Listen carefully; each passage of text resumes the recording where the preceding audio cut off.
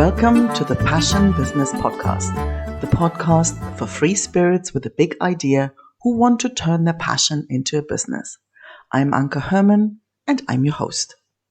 My guest today is a psychic coach for hormonal professionals with over 20 years as a light worker in the field of holistic healing.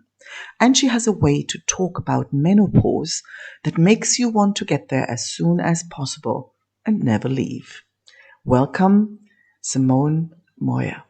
Hello and welcome, Simone. How are you today? Wonderful, thank you. I'm very delighted to have you here. So before we go anywhere, why don't you share with people where you're based and what's your business? Well, I'm physically based in Scotland, in just outside of Glasgow, in a nice bit, just minutes away from the picture book. But I'm basically worldwide available. So I just feel like a kid of the world. And even though Glasgow is my base, I can roam, which is so exciting. Yeah. So who do you help and how? Yeah. So I work mainly now because I can pick and choose who I work with. So I pick my favorite people. I work with menopausal professionals mainly, as they seem to be running through menopause and wondering why it hits them so hard. And it's very simple. You shouldn't run through menopause, right? We all know that, but it's such an amazing threshold that if you actually honor it and work with it, by the end of it, you come out the wise woman. And that's priceless. That's where you start creating your legacy. And that's where real influence starts. I've worked with mothers and all sorts of people, helping everyone with everything, till I really kind of like found my home where I'm happiest. And I feel I have amazing impact with it because the women I work with, I learn as much from them as they learn from me. And we just go together on an adventure. That sounds delightful. Like from frazzled to wise woman. I mean, that's just a wonderful transformation, right? And I do get love letters from the husbands as well. Thank you for not getting me my wife back, but actually getting me something that's to die for. You never even literally, because they found their vulnerability, and vulnerability is the key to love and connection. So if you're a kick-ass businesswoman and your relationship is kind of like iffy, oh my God, will this transform you? That sounds delicious, and we're going to dive in there. But before we go there, I'm curious about the path that took you there. I would imagine you didn't finish school or uni thinking, "Ooh, I really want to turn menopausal headless chickens into wise women." Well, How did you arrive there? The theme started fairly early. Tell me about I that. was born like my grandmother and apparently my great-grandmother as well, being an intuit. There's empaths that kind of like pick up other people's feelings, and I can hear and see the things you are suppressing, which is daunting sometimes, but I know how to lower it and switch it on, which came with age, and it was completely necessary. Because imagine you having like a podcasting device above your head, like a big screen, and what I see and hear is your inner self-talk. Imagine that. Sounds pretty stressful for a young girl, right? So how did you make sense of all of that? Yeah. So my life hasn't been necessarily easy, and I've turned really young into being a meditator and yogi. And it wasn't a discipline, because always, like, I've talked to so many people that have done yoga and they said, "Oh, I'm just off it just now." It's like, how can you get off yoga? It's like stopping breathing to me. It's impossible. It's part of me. It's integrated. I am yoga. I am all those books that are written about it, and always have been. It feels like an ancient knowledge, not from this time. And even in school, I remember I was always put next to the people that were ungrounded and struggling with life. And I was a grounding rod, and it turned out fine. and the teachers used that. And being unsupported in that and already struggling, that's not fair, and no one should do that. But it did make me a therapist. It did make me who I am. So that means your first stop on the career path was actually being a therapist. It's kind of like seems default. It's just I'm just in the presence of, like, I don't do anything to people. I'm not a fixer. It just happens So you knew that right from the start. right from the beginning. That seems like such a gift that people would kill for, right? Because so many people, especially in the early years, really struggle to find their thing, Yeah. right? And they flounder from one to the next and can't Mhm. really find the thing. So did Mm. you ever have any doubts that you were on the right path? Did you have somebody who says, well, but that's not a real job? Or did you Yeah. always have like 100% the path was clear? Mhm. It wasn't a job. It was just me being. So Mm. it was not a job till much later in life. And I didn't see it as a job because it's just what I do. And yeah, I did have my struggles in life and health struggles as well. And through those health struggles, I got more into my inner world and self-healing. Like the Joe Dispenza journey is kind of like what I've done as well. And when I turned good again, age 16, I just wanted to surround myself with beautiful things. And I've studied fashion design. Um, but I still love beautiful things. It's Mm. still, I haven't stopped doing that. And I went into management in the fashion industry, which I hated. I Mm. absolutely hated. It was just far too much noise and stress and pressure and long hours, and it fed my ego, Mm. but it didn't feed anything else. So I've done the professional kick-ass bit for a bit. So I've not just only done yoga and meditation. I've worked in the industry. And I think that gives me a really good understanding of where women are that have Mm. continued on that path. I was lucky enough to jump off that path and become a yoga teacher, not because I thought it could feed me, it's just because it was authentic to me. Mm. There weren't many personal yoga teachers around when I started. Yeah, I mean, I just love it. That it's just like what you said about the fashion industry.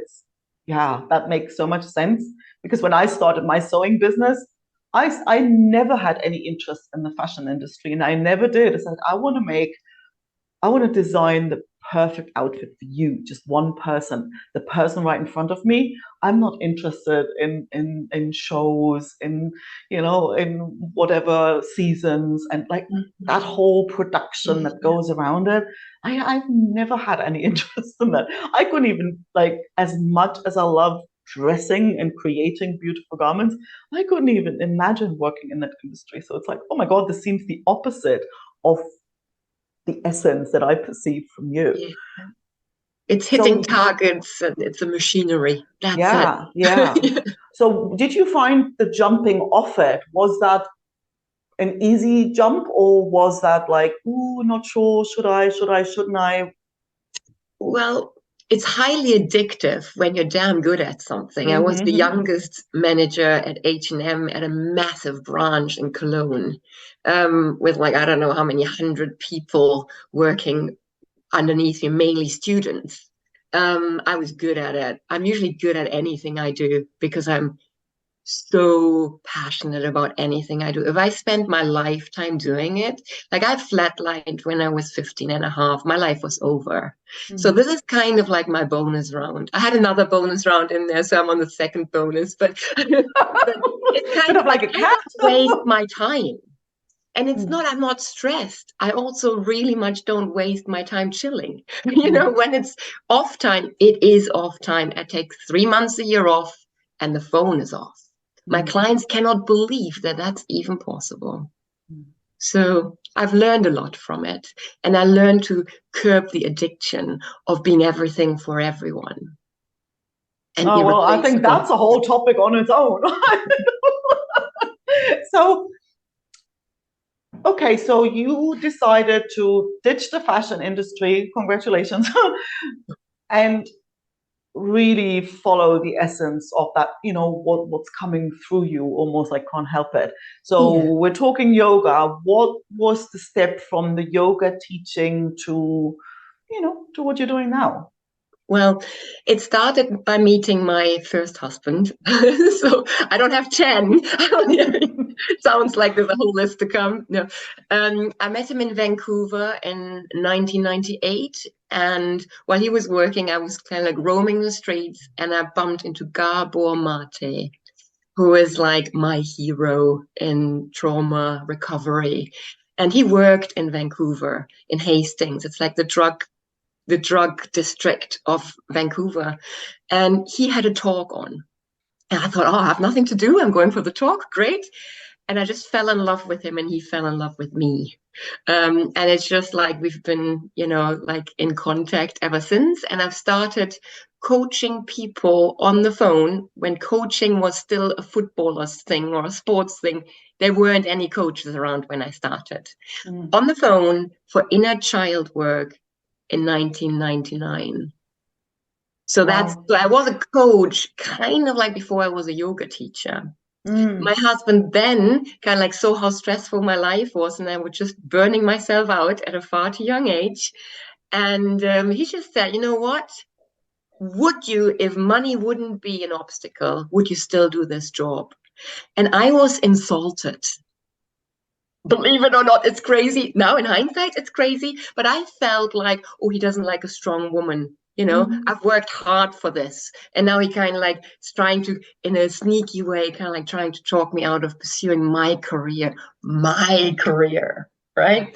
So after being really strawberry, nearly breaking up with him over it, um, I did go with him to New Zealand where he got a job and I didn't need to work. And I just wanted to take a month off. And after that month, I sent in my resignation and started a yoga teacher training and started on that journey. Coaching has always been part of it because I didn't do the gym bunny yoga. I did yoga therapy. Sorry. I can do it. I can do all the contortions you want. I've been doing it all my life. So, but I just can't stand the show off yoga because my yoga that I teach is like 80% inside of you. No Yeah. one can see it. It will never make it to the front of the magazine. Yeah. And that's just where I'm happiest. Mm. And I didn't So ditch the yoga to do the coaching. I'll always do yoga. always do the yeah. I Yeah. think that's really where the power lies. I relate to what you're saying and on a bunch of different levels, but that sense that what you said before, I'm passionate, super passionate about everything I do. Like yeah. And I think the biggest power comes and the biggest impact when you find a way to actually bring all of you to the table, not just this bit or that bit, when you find a way to, you know, bring Yeah. all of you in. Now, I'm really curious about starting coaching when it was still, when you say coach and people go which team, right? So how did, you know, how did you get your first client? I know I keep to attract them a bit like in school where I was put next to them. I'm Mm-hmm. very much a law of attraction kind of like believer, as in my clients find me. Mm-hmm. Um, the people that make me grow, as well as that I help fertilize growth with, they find me. I'm terrible at marketing, and I'm really glad that you got me on here. So, because some of my clients say, like, you're a bit like a unicorn. Most people don't even believe you exist, right? And then you're damn hard to find. And when you're found, it's just magic. Mm. So, See, that's why we're here, right? Because this is great. actually something that I see all the time. People usually come to me with tech topics like tech issues.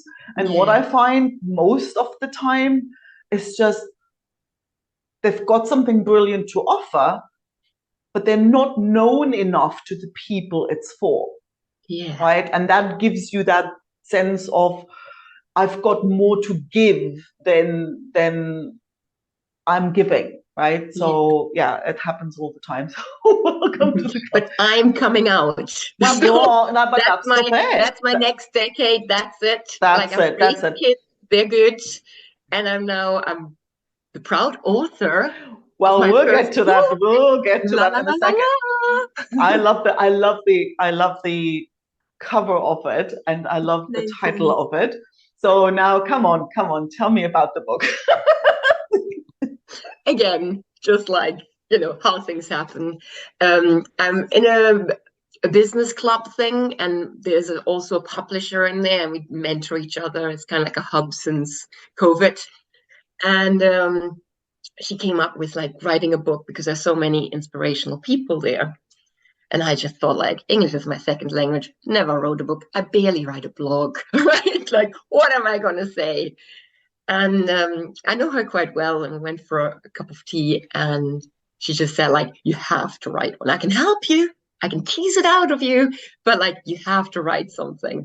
So I did write it myself, and I pride myself that I did. I didn't get a ghostwriter. Many did. And yes, it's published and it's sold out. You can't even get it if you want it today. It will be back by the weekend or something like that. It just flew off the shelf. It's crazy. Just love it. Just love it. Now, come on, let's just really dig in there. Like, let's just tease people. Like, look, there's a book, you can't get it, but we're going to tell you what it's all about. Well, so it's mature women that I would work with usually that have had a pivotal moment in their life that really just changed the trajectory. So you would think maybe it was from going into being a kick-ass businesswoman into yoga. That would have been one. I have many of them. I could write a whole book on the pivotal moments that I've had. But there you go. Second book calling, right? Due to a real love I have. I work with foster service. Like, I have a big charity leg as well as working with, working for money. So it's really like that distress that people battle with on all levels, businesswomen, children, men, just like that distress where we don't get the tools.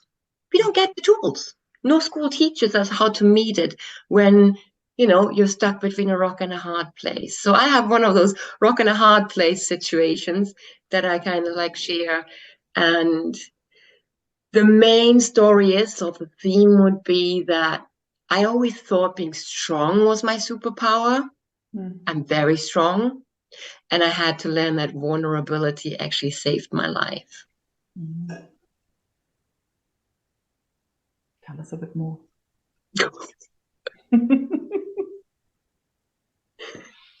Yeah. So sometimes what we think we need is not necessarily really what we need to learn in a situation. And that's kind of like with menopausal women as well. It's like they all have what they want. Like, they are like abundant beings I work with. They have like handbags more expensive than me, right?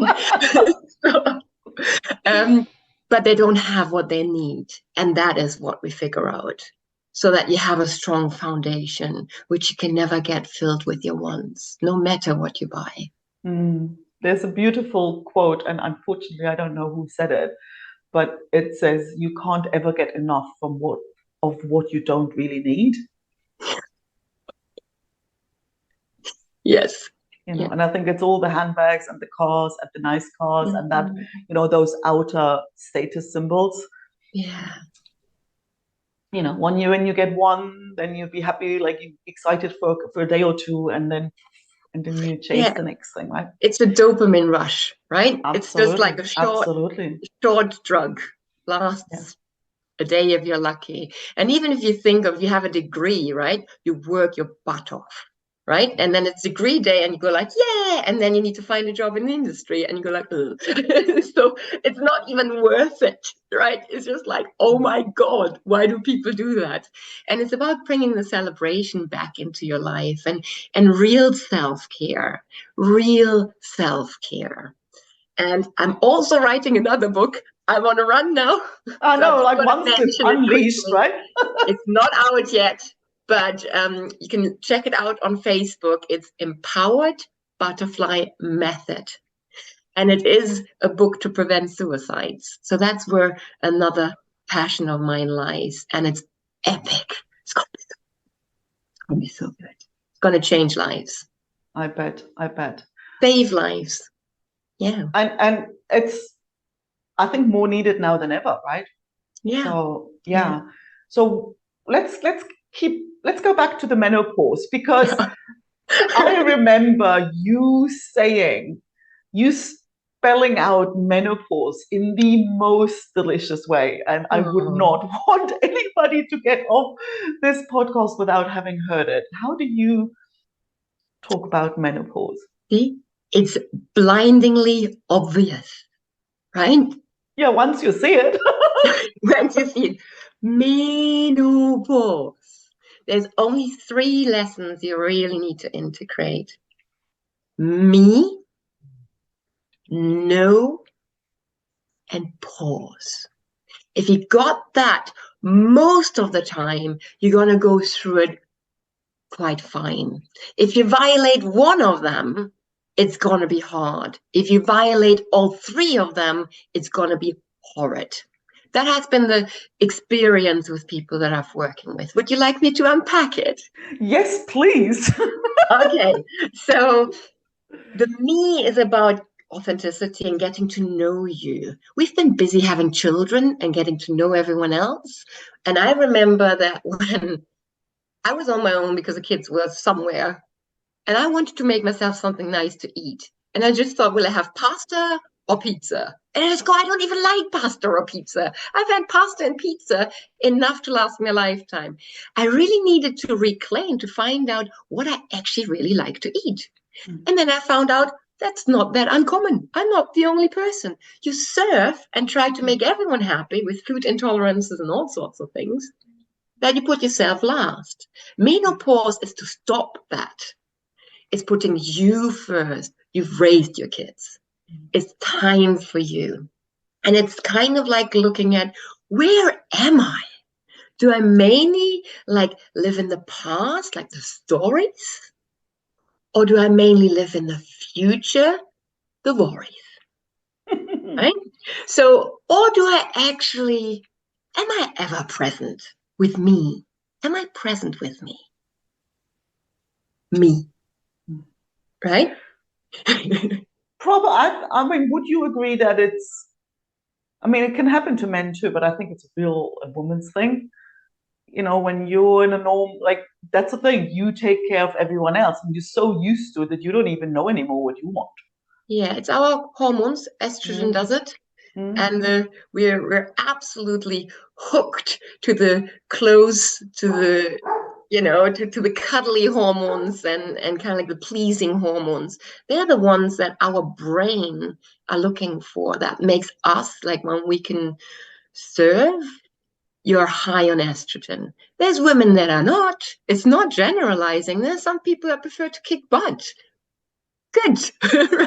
They have just lower estrogen levels in their body. Like oxytocin and things like that. We're just an absolute sucker for it. Cuddles. So yes, it is, for men, oxytocin doesn't really feature that much, and it's very short spikes where they would feel it. We nurse it, and we really nurse it. Yeah, so I mean, the focus on me, it feels like, what you're doing by putting it this way, it shifts the perception of menopause from something that you kind of dread or don't want to go near because it feels it's the end of youth, right? To, ooh, this is when the fun actually starts, right? So, all right, what's the second part? Cool. The second part is trying to be everything for everyone and defining yourself through that, either being like the problem solver at home, right? You have a problem, I sort it for you, right? And being that for everyone, or trying to make everyone feel comfortable, which is more the pleaser, or trying to get the awards so you have the status. It's like trying to be everything for everyone, right? And if you have done that enough, which sometimes you have done enough of it by the time you hit menopause, you need to learn to say no. A self-loving no. Just like, when my kids say, oh, whatever, can you do this? Can you do that? And I just go like, I'm struggling to find a yes in here. I can hear a really strong, loud, self-loving no. Wait a minute. I go and look for it just a moment. And they just roll their eyes because they know it's not going to happen. It's like, oh, there she is again. I get the biggest eye roll ever. But like, it's fun because I don't like saying no. I don't like saying no. I'm a yes kind of a girl. So learning to say no happened earlier on through self-preservation. That's when you have to learn your no or you die. So I've learned it then. But with my kids, I have a soft spot. So, and with that, I needed to kind of find this elegant way of saying no without hitting much resistance. They know there's no chance. I'm not going to find yes. So let's just get on with it, right? So it's quite fun. I love how you put that. I mean, you learn to say no or you're in deep trouble. I think that was for me the core lesson of my sewing business, because that's when I learned it, because I was like, saying yes to everything and everybody all the time is just like the recipe for disaster. So I learned it there kind of the hard way.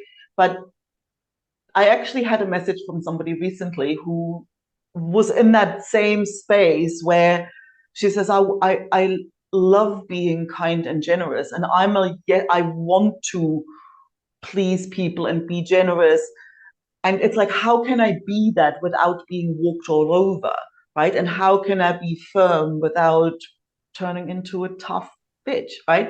And I think the way you just phrase this, and it really shows that it does not, like, no does not have to be harsh, right? And I think the thing that I saw is when that no was most of the time the kindest thing I could give to somebody, right? So, and I think shifting what we feel no means, right? It doesn't have to be harsh, and it doesn't have to be, and I love the way you kind of are playful with it. But it's like, if it's not a hell yes, it's a no, right? Yeah, exactly. If it's a maybe, practice a no. Yes. But it's kind of like really putting it into action. And that's why it's not just like a YouTube video. I'm sure you've heard most of the things I've told you before. It's not about giving you more information. It's making the information come out of you. Like, hell yeah, I totally understand that. I feel that in my cells. And then putting action steps into your life so you show up differently. That's where coaching comes in, right? You show up differently and you are accountable to me. And I think the critical bit in there is also that split second between the request and the yes. Yeah. Right? It's like, wait. Which kind of leads us to point number 3. To the pause. Exactly. To the pause. So in the pause is where you find your wisdom. So you stop being accountable to me and you start becoming accountable to you. But it's a process. You can't just do it. It's kind of like you nearly need to make the mistakes before you can get the lesson. Because we don't walk without falling over. So you will fall over regularly when you work with me. And it's beautiful because you really, really learn. So there is no such thing as, for that, you need to remove momentum. And that's where the pause comes in, right? If you're too fast, you can't learn from your mistakes because you're already on to the next. So it's the pause is pretty much the theme of my program is you need to make this a priority and you need to pause with me. Otherwise, it does not work. Clear your social calendar, release momentum. And then that's one thing, releasing momentum. And then the second bit, which is sometimes the harder bit, how comfortable are you with doing nothing? How long can you do it for? Right? When do you get edgy? What does nothing look like? Looking at meditation and other wonderful, powerful tools. So you cannot just clear your calendar and go for a pedicure or something like that and think you've had a pause, but to actually really become cellularly comfortable and energetically plugged in to a place of pause. Yeah. And I think until you experience it, you don't really know what that means, right? Because it reminds me of a retreat. I went like a silent retreat. There was a 3-day retreat years ago when I lived in Australia. My flatmate goes, "Oh, you should come," and I'm like, "I don't know whether I'm going to survive 3 days without talking." you know, I still remember it because there was initially this like, "Oh my God, how am I going to last 3 days without talking?" But then when you look back at those 3 days, I still really, and it was all sitting meditation, walking meditation, standing meditation, eating, sitting meditation, like that the whole time. We did not speak to anybody while we were eating. It was like literally like there's other people kind of running around, but you don't commute. Like you did not say hello when you walked through the door, like nothing. It was just literally just you in the middle of the outback somewhere. And it actually took a little while for that little busy mind to settle. Yeah. And then the second day, I remember crying my eyes out, because all that stuff came up that never has the time to come up. Yeah. And then on the third day, it was like, that's when the pause actually started. It wasn't when you turned off your phone on Friday evening, right? And I think the experience of that is like somebody can tell you that, and you don't get it until you actually feel it in your body. Yeah. It's the same as parenting. You can read all the parenting books. You have no clue about parenting till you hold your baby in your hands. Yes. No clue. Absolutely nothing. It's complete nonsense. All these ideals that you thought everything you thought you knew about parenting gets like, moved out of the room. But like the same with a silent retreat or meditation. I have a really neat trick. I'm a really seasoned meditator. You can piggyback ride with me to the top of the mountain. I put you there and your whole nervous system knows how it feels. Then you have a track to get up. Still takes practice, but you at least know what you're aiming for. And that is really beautiful when you can actually switch your mind off. And I will do it so you can retrace it. So I won't just kind of like just beam you up, Scotty. Beam me up, Scotty. I will do it with as little as possible of energy from me so you can feel yourself like in the process of getting up there. So maybe a piggyback ride, but you're not getting beamed up. And then you need to build the muscle, I mean, like with anything, right? So it's never just like turn the light on and off you go, and I think life would be pretty dull if it was like that. Right? Yeah. So where can people go find out more about you? Where can they go to get the book when it's available again? Where can they go to work with you? Yeah. So I'm on all social media platforms, I think, under Melt My Stress. So you will find me on Facebook under Melt My Stress now. But other than that, under my name, Simone Moir, or Melt My Stress.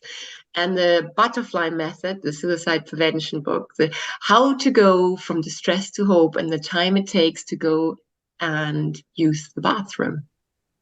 Love it. That one is available on Facebook under Empowered Butterfly Method. And that will be the first place where the pre-launch will be shared. And I think I have something like 5 likes or something like that. So if you want to be in my first dozen, you can still be in it. Awesome. And awesome. It will grow very quickly. Awesome. But we're going to pop the links. Got up. Like I've only just actually opened it. Awesome. So we're going to obviously put the links in the show notes so that's easy to find. Thank you. Well, thank you so much for, unpacking the beauty of menopause in a way that I think most people would have never seen it. Beautiful. Pleasure. Thanks so much. Thanks so much for listening. If you enjoyed the episode, please don't forget to subscribe. And if you leave a review, I'd really appreciate that. If you'd like some support building or growing your business, especially if you have a tech monster to tame, go to ankeherman.com, that's ANKEHERRMANN.com, to find out how I can help you do that.